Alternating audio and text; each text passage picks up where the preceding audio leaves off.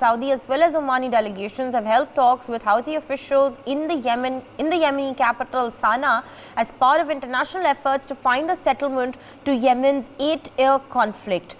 The visit indicates progress in the Oman-mediated consultations between Riyadh and Sana'a, which run parallel to the United Nations peace efforts. A draft agreement presented to the Yemeni government includes a ceasefire for a period of 6 months in a first phase to build confidence. Joining us on the broadcast now is Ambassador Suresh Kumar Goyal. Also with us on the broadcast, Major General A.K. Sivach. Ambassador Goyal, if I can come to you first, sir. Sir, I don't know if you've had a chance to read the details of this draft agreement that has been presented to the Yemeni government, but from whatever we know so far, sir, does it seem promising? Because this war has been going on for over 7 years now, and I mean, it's high time that there's a stop to it only for the people, of both Yemen as well as Oman. So, sir, what do you make of this agreement that has, been tabled? Apparently, I have not gone through the text of the agreement, but the fact is that the very idea of Saudi Arabia and Yemen government coming and talking to each other on resolving the issue of the Houthi rebels would have been unthinkable even 1 year ago. But there are so many differences, political, religious differences, Shia, Sunni, Iran playing a role over there. So the whole Middle East is going through a churn. The changes there are so significant. Who could ever think of Saudi Arabia and Iran opening embassy in each other's country and coming together? It's not a question of just limiting or basically doing completely different from what USA's differences with Iran are. But Saudi Arabia, and this is very important, Saudi Arabia is charting its own perimeter of influence and for policy circle in Middle East. The Middle East politics is now changing. But Saudi Arabia is trying to basically, if you read reports in International New York Times 1 week ago, Saudi Arabia is trying to really develop its own nuclear energy structure. They're trying to buy reactors and the technology, not from the USA, who is not prepared to supply it because of various restrictions, but from China and other countries. Therefore, this agreement is going to be a very, very significant milestone in the politics of Middle East. If there is peace finally in Yemen and the Houthis give up or the government gives up, I think there will be another step forward in Saudi Arabia becoming a central country in the politics of the region. Saudi Arabia has refused to give more significant financial aid to Egypt and Pakistan. This is again unthinkable.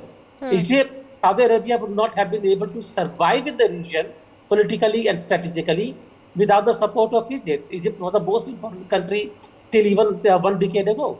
It is the headquarters of the Arab League.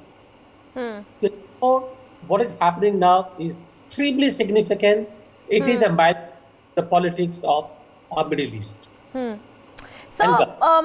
So, when we talk about peace-building efforts as far as the Houthis are concerned, as far as bringing them to the table is concerned, do you think that Saudi Arabia can in fact play a very key role? Because, there was this one image also of the head of the Houthi Supreme Political Council, Mahdi al-Mashad, shaking hands with Saudi Arabia's ambassador to Yemen. So, it's looking very promising, at least from the optics of it.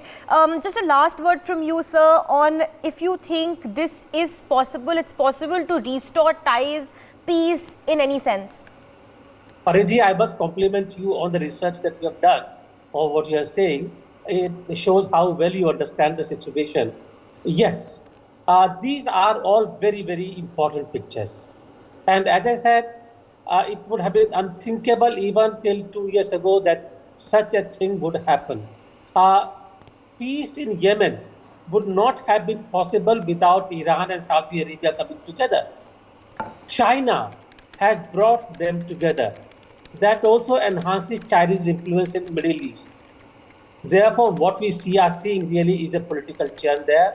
Let us see what happens further. But with this, I think it is possible to finally see peace in Yemen. How permanent, how temporary, the long-term effect is very difficult to say. But it will depend actually on how the peace between Iran and Saudi Arabia holds out. Paridi. All right, Ambassador Goyal, thank you so much, sir, for giving us that perspective. I can also rope in Major General Sivach here on the broadcast. Major General Sivach, sir, what do you make of this visit aimed to, stabilizing truce in the region?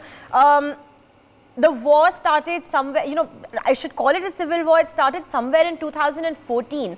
And here we are in 2023 still discussing this. The peace talk started in 2021, when Saudi Arabia made the initiative. But from where you see it, sir, do you think that Saudi Arabia and the Houthis can come to some sort of truce? There is some sort of truce that the Saudis, in fact, can help as far as Yemen is concerned? See, the whole churning effect which is taking place in Middle East and West Asia is something to watch by the world. No, remember one thing has come very categorically, that America is not that much interested in Middle East. It is shifting its focus on Indo-Pacific. And this was the vacuum which was created, has been totally made full use by the China.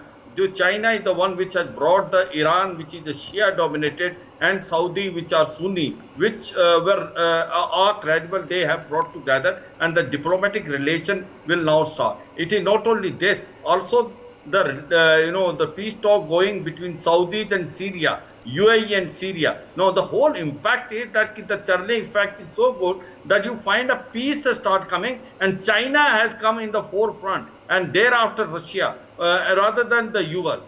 Now this talk which is going on in Yemen and Saudi is a step in the right direction. If in case the Houthi rebels and the Saudis, there is a peace talk and the peace prevail in there, it is good for the whole area. Remember, there is a tussle between Sunnis and Shias, and this is mainly between Saudis and Iran. In case the peace prevail between them, good relation prevail between them, you find the whole thing will be changing, and you will find it, those who are arch rival, possibly they will now start having a friendship, and this will change the whole concept. Two things will stay. One is that US is no more the one who will play a game here in Middle East. It is the China which will call the last shot, and followed by the Russia. So therefore the US, which was dominating this area, wherein Saudis and UAE were always one of their ally, is no more there. It is China all the way, and you will find it, the peace may return it in case the Iran and the Saudi Arabia, their peace talk and thereafter relation improve. You will find all these peripheral fights which are taking place will also have some sort of negotiation, and Yemen and Saudis and Houthi rebels coming on a negotiating table, I suppose it is a step in a right direction. For more such videos, subscribe to the NewsX YouTube channel, hit the bell icon.